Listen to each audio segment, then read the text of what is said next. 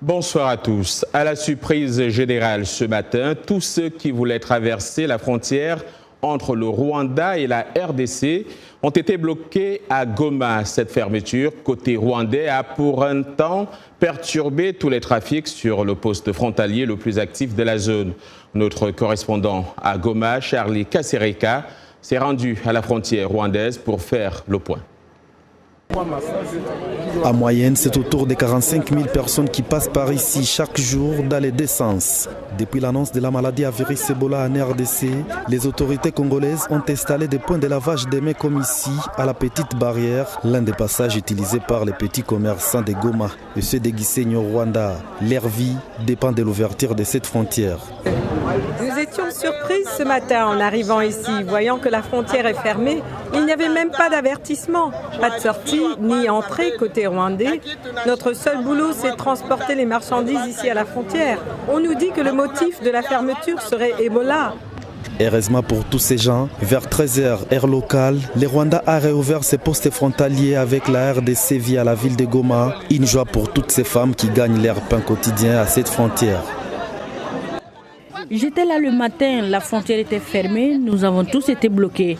Maintenant, j'ai de l'ouvrir, je dis merci aux autorités. Les autorités rwandaises ont ouvert la frontière Gisenyi-Goma en début d'après-midi, expliquant que l'arrêt momentané des échanges était motivé par le nouveau cas d'Ebola à Goma. Le matin déjà, Kinshasa évoquait une décision unilatérale de la part des autorités rwandaises. À Goma, la société civile, elle, a demandé aux autorités sanitaires d'impliquer toutes les couches de la communauté dans la lutte visant à mettre fin à cette épidémie. Pour parler de cette situation en RDC et ses répercussions dans les pays voisins, accueillons notre invité, Nikes Kibel Beloka, directeur du journal Les Coulisses à Beni. Bonsoir, monsieur. Monsieur Kibel, bonsoir. Il me semble que nous devons avoir M. Nikes Kibel Beloka au téléphone. Bonsoir.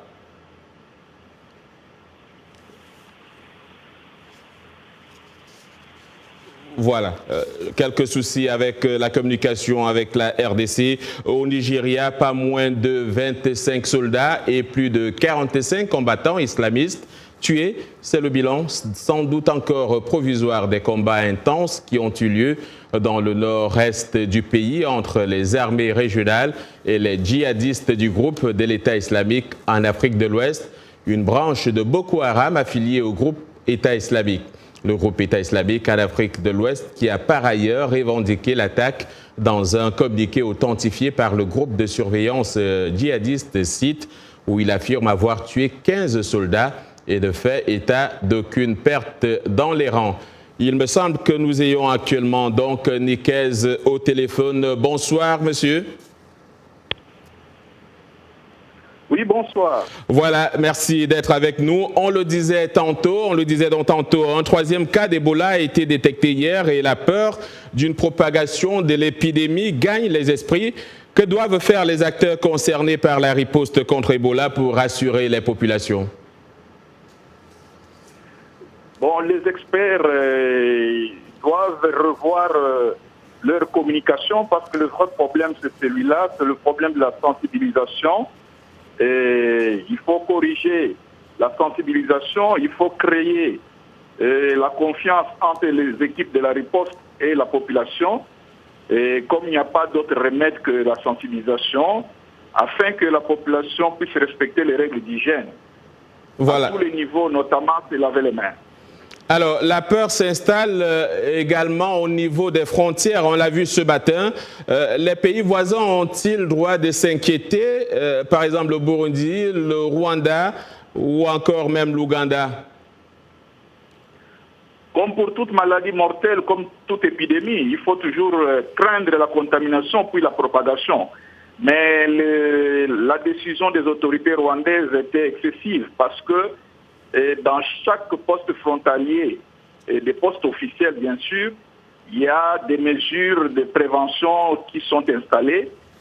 Et vous savez que nous avons des postes frontaliers officiels et des postes non officiels ou des pistes plutôt où des gens passent. On ne peut pas fermer deux postes officiels et ne pas fermer des pistes alors que le vrai problème se pose au niveau de la sensibilisation et du respect des règles d'hygiène. Alors voilà un an jour pour jour que l'épidémie Ebola a été déclarée.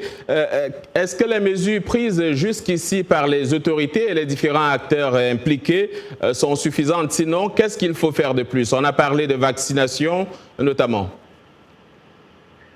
Bon, il y avait effectivement des failles à tous les niveaux, au niveau des autorités, au niveau des experts, mais aussi au niveau de la population, au niveau aussi d'une certaine classe politique qui, parce qu'on ne le dit pas assez, il y a des députés qui sont passés dire à la population de ne pas accepter toutes les consignes qu'on donnait. Donc il y a des failles partagées de part et d'autre. Maintenant qu'on a atteint les 1800 cas de décès, il faudrait que tout le monde conjugue afin que la population puisse redonner confiance aux équipes de la riposte, parce qu'il n'y a pas deux solutions. Je pense même que les vaccins ne servent à rien si la population adhère aux pratiques que les équipes de riposte donnent. Merci beaucoup, Nikez Kibel Beloka. Je rappelle que vous êtes directeur du journal Les Coulisses à Béni. Les tensions entre les autorités et un groupe de chiites musulmans nigérians s'accentuent après qu'un tribunal a autorisé la semaine dernière la qualification du mouvement islamiste du Nigeria d'organisation terroriste. Les forces de sécurité et ce groupe se sont affrontés dans les rues d'Abuja ce mois-ci lorsque les manifestants réclamaient la libération de leur chef Ibrahim El Zakzaki, détenu après des affrontements meurtriers en 2015. Malgré une décision judiciaire ordonnant sa libération. Davantage dans ce reportage de Timothy Obiezou à Abuja, le récit est de Yacouba Ouedraogo. Les 3 enfants de Maïmouna Daouda faisaient partie des plus de 350 musulmans chiites tués dans la ville de Zaïra en décembre 2015. Ils étaient membres du mouvement islamique du Nigeria, une secte conservatrice prônant l'application de la loi islamique. Les violences ont éclaté quand les membres du groupe ont tenté de bloquer un convoi militaire. L'armée a alors durement réprimé les manifestants. J'ai reçu un appel de ma fille disant que l'armée a tiré une balle dans son estomac et une autre dans la tête de sa sœur et mis le feu à la maison du leader où il se cachait. Quand j'ai appelé, je ne pouvais plus les contacter. Ils ont brûlé en même temps que le bâtiment. Les autorités ont arrêté le leader de la secte Ibrahim El Zakzaki et sa femme. Ils sont détenus depuis, malgré la décision de la Cour de les libérer. Les affrontements sporadiques entre leurs partisans et les forces de l'ordre ont fait des dizaines de morts. Ce gouvernement ne veut pas libérer Cheikh Ibrahim Zakzaki. Ils veulent sa mort. Comme ils ont essayé de le tuer dans sa maison et que Dieu n'a pas permis cela, maintenant ils le maintiennent en détention. En face, les policiers accusent le mouvement islamique. Nous avons vu des manifestants lancer des attaques contre des policiers qui faisaient leur travail. Zakzaki fait face à des accusations de meurtre pour la mort d'un soldat tué dans les affrontements de 2015. Il a fondé le mouvement islamique du Nigeria dans les années 1970 et se targue d'avoir 2 millions de membres.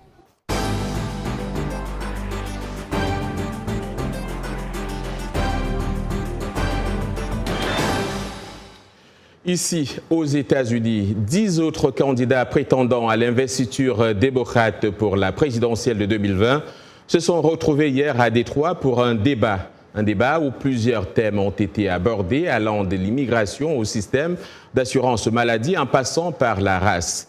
Un débat qui a aussi révélé les lignes de fracture idéologique au sein du parti. Mais au cours de ce débat, c'est l'ancien vice-président américain Joe Biden qui a été au centre de toutes les attentions. Face à ses adversaires qui n'ont pas manqué de l'attaquer, Biden n'a pas tardé à contre-attaquer dans ce second débat libre, illustrant sa grande capacité à vaincre le président Donald Trump l'année prochaine. Faisons le point dans ce reportage de Jim Malone. Le récit est d'Irénée Herman Ombo. Ce fut un débat houleux entre les prétendants démocrates à la présidentielle américaine de 2020. Grand favori, l'ancien vice-président Joe Biden a essuyé de nombreuses attaques de ses rivaux, dont celle de Kamala Harris, sénateur de la Californie, notamment sur son programme de santé, d'immigration, de lutte contre le changement climatique et de justice pénale. Pour être très franc et très direct, vous ne pouvez pas battre le président Trump avec un double discours sur ce plan. Donc, je crois que vous devriez mieux penser à ce que vous dites. Mais réfléchissez. Sachez que les Américains veulent avoir accès aux soins de santé et ne veulent pas que les coûts les empêchent d'y arriver. Sur la question de l'immigration, Joe Biden n'a pas pu convaincre ses adversaires, notamment l'ancien ministre d'Obama, Julian Castro, qui estime qu'il faut décriminaliser la traversée de la frontière par les migrants. Si vous traversez la frontière illégalement, on doit pouvoir vous refouler. C'est un crime. Tout d'abord, monsieur le vice-président, il semble que l'un d'entre nous a appris les leçons du passé et l'autre pas.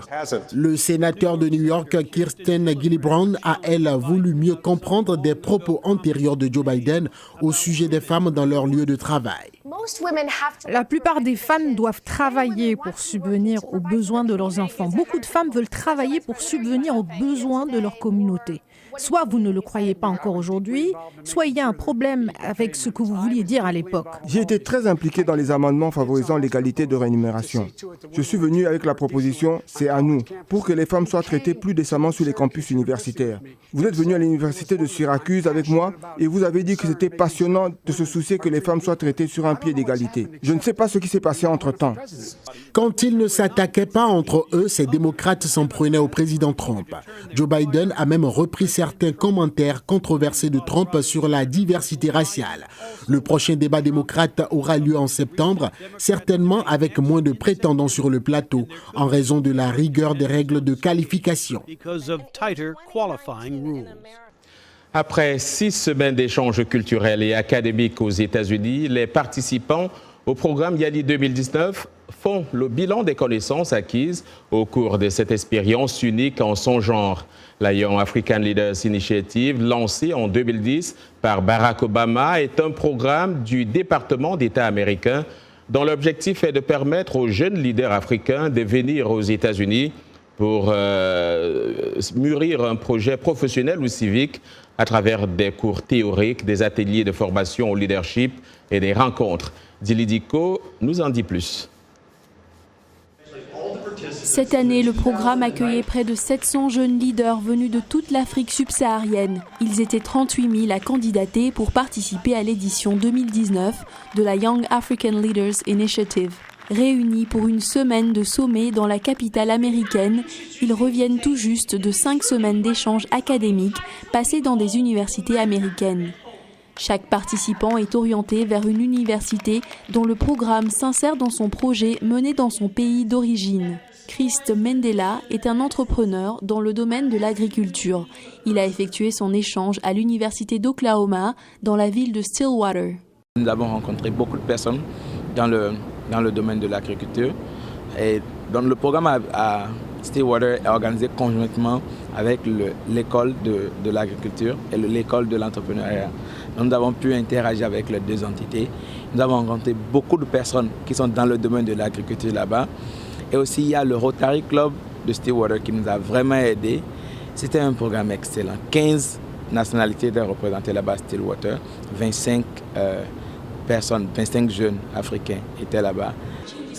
Au cours du programme, les YALI participent à des tables rondes et à des ateliers thématiques, axés autour de 3 domaines, l'engagement civique, la gestion publique et les entreprises. Leur séjour est également ponctué de visites et de rencontres avec des leaders américains, des secteurs privés, publics et des ONG. Cette expérience leur permet de peaufiner leurs projets en élargissant leur réseau de contacts et en trouvant ou en adaptant des solutions aux difficultés qu'ils rencontrent. Je pense que le programme est vraiment bien, du fait que le gouvernement américain fasse venir les jeunes leaders africains qui tentent d'apporter des changements dans leur communauté d'une façon ou d'une autre. De plus, le fait que nous sommes un groupe de personnes venant de différents pays et de différents secteurs avec différentes expériences nous permet de fédérer nos idées. Et même, lors des sessions de travail, certaines de nos interrogations, les questions que l'on se pose, trouvent des réponses chez les autres participants. C'est vraiment intéressant de voir que parfois il faut chercher les réponses parmi ses pairs, faire de l'introspection au sein du groupe, car parfois tout est déjà à l'intérieur. YALI est donc non seulement l'occasion de partager avec les professionnels et les académiciens américains, mais également une opportunité pour les jeunes leaders africains d'apprendre les uns des autres. Et nous avons le plaisir d'accueillir sur ce plateau 3 jeunes dames qui prenaient donc part à cette édition de Yali 2019. Il faut dire que depuis 2014, Maïmouna, pas 2014, je veux dire depuis 2014, il y a eu près de 4000 jeunes Africains qui sont venus ici aux États-Unis. Alors j'ai Corinne, j'ai Maïmouna et j'ai Fatoumata, c'est bien cela? Exact. Je commence par vous, Corinne. Qu'est-ce que ça vous fait d'être aux États-Unis et quel aura été pour vous le fait le plus marquant de ce séjour?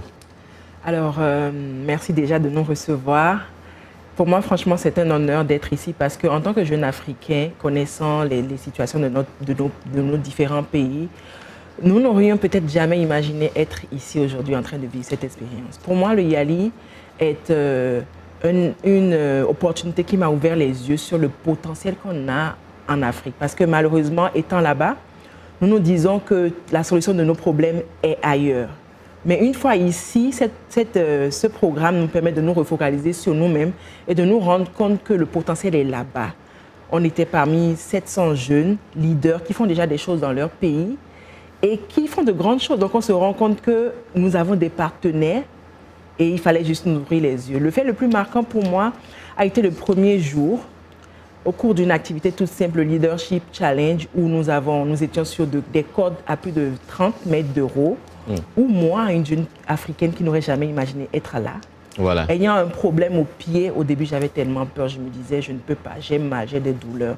Mais il y a une voix dans ma petite tête qui m'a dit non Corinne, tu n'auras peut-être plus jamais l'opportunité de faire le high ropes course, so vas-y. Alors je me suis Et vous êtes partie. Et la leçon que j'ai tirée de cette activité est qu'il suffit de poser le premier pas. Alors, il faut poser le premier pas. Maïmouna, vous venez de Guinée. Oui. Vous êtes dans les nouvelles technologies de l'information et de la communication. Vous rentrez en Afrique, la tête pleine d'idées. Oui. Qu'est-ce que vous irez faire? Qu'est-ce que vous allez changer dans votre manière de travailler? Déjà, je vais rejoindre Corinne. C'est une grande expérience de participer au Yali. Vraiment, on est vraiment ravis que le gouvernement américain nous ait offert cette opportunité. C'est une grande expérience. Comme vous avez dit, on a appris beaucoup de choses et on a fait beaucoup de contacts on a créé des contacts avec des jeunes leaders africains. Donc, une fois en Guinée, ce que je compte vraiment faire, c'est d'intégrer les nouvelles technologies dans le domaine alimentaire. C'est de construire dans mon pays un entrepôt d'aliments. Parce que je vois que vraiment dans mon pays, on n'a pas un entrepôt d'aliments digne du nom. Vraiment, donc, pourquoi ne pas intégrer cette nouvelle technologie? Parce que du jour au lendemain, la technologie, ça évolue. Et vraiment, on constate des pertes d'aliments. En Afrique, on a vraiment des pertes d'aliments qui sont là directement. Quand il y a une surproduction, les agriculteurs n'ont pas un endroit sain pour pouvoir stocker leurs aliments. Donc, sur ce coup, on remarque beaucoup de pertes. Donc, pourquoi ne pas construire un entrepôt d'aliments qui en vaut le coup pour aider ces agriculteurs à stocker ces aliments, que ce soit les tomates, que ce soit les tubercules. Et afin de les conserver le plus longuement possible. Le plus longuement possible. Fatoumata, excusez-moi, vous êtes dans le domaine de la mode, vous apprenez encore. Sans doute que vous allez vouloir lancer des projets demain. Mais le plus difficile quand on est jeune en Afrique, quand on veut lancer un projet, c'est d'avoir des financements, c'est d'avoir le support, le soutien du gouvernement. Qu'est-ce que vous pouvez passer comme message à ceux qui s'intéressent, aux jeunes leaders de demain que vous êtes? Ok, pour commencer, je voudrais d'abord parler de ce que je fais. Je fais de l'artisanat, je fais des accessoires en pain tels que des sacs, des bracelets, des colliers, etc. etc. Et j'ai commencé à partir de mes propres moyens. J'ai commencé avec vraiment une somme très petite et j'ai commencé à faire des boucles d'abord, des colliers, etc., parce que ça ne demandait pas assez de moyens. Et je me suis lancée. Donc, ce que je vais conseiller aux jeunes, c'est de ne pas attendre l'aide du gouvernement, c'est de ne pas attendre l'aide d'autres institutions, c'est de commencer petit. Et surtout aussi, accepter de travailler avec les autres. Parce que quand on travaille avec les autres, on a l'opportunité de créer d'autres relations qui pourront nous ouvrir d'autres portes aussi. C'est le réseautage surtout, c'est très important. Alors, vous parlez de réseautage. Corinne, vous êtes venue ici, il y avait plus de 700 jeunes Africains. Est-ce qu'il y a eu entre vous, jeunes Africains, des réseaux ou des réseautages qui vous permettront peut-être aussi d'engager des collaborations dans différents domaines? Bien sûr. Moi, je suis dans le domaine de la coiffure et de la cosmétique. Donc, je fais des produits cosmétiques pour les cheveux, pour les femmes noires. Cosmétique, c'est le nom de votre entreprise? Mon entreprise, c'est Viva Black. On est dans la promotion de l'identité noire sous toutes ses dimensions. Et Viva Black redonne à la communauté à travers le projet Bambou, soit excellent pour l'Afrique, qui met en place une formation d'1 an, une incubation en entreprise et du mentorat pour des jeunes défavorisés, des jeunes femmes défavorisées et des jeunes hommes aussi, afin qu'ils puissent transformer leurs dons en source génératrice de revenus. Alors, en termes de réseautage, dans mon domaine, forcément, j'ai besoin de la technologie, j'ai besoin de la formation en termes de gestion de formation. Donc, dans les différentes cohortes, dans les différentes universités, il y a des gens qui sont dans tous ces domaines-là, avec qui on a déjà commencé à travailler. Et le département d'État nous offre la possibilité d'agrandir ces réseaux. Maïmouna, qu'est-ce que vous avez pu retenir des autres jeunes américains cette fois, ici? Comment vous les voyez quand vous faites une comparaison avec les jeunes en Afrique? En Afrique. Ça, c'est une bonne question, mais je ne pourrais pas parler de l'Amérique en général parce qu'on a vécu en Atlanta et ici à Washington, on a fait seulement 3 jours. Mais Atlanta, ce que j'ai adoré là-bas, c'est que la majorité de la population est noire comme nous. Donc, ce que j'ai aimé, c'est le fait qu'ils soient rattachés à leur culture, comme ils appellent l'Afrique de Madeleine. Quand ils nous voient, ils sont vraiment ravis de nous voir et ils veulent en savoir plus sur l'Afrique. Donc, ils sont intéressés, ils nous posent des questions. Ce que je ne pensais pas vraiment, ça allait être comme ça, parce qu'avant, on est en Afrique, on regarde la télévision, on pense qu'ils ne sont pas du tout intéressés à savoir ce qui s'est passé.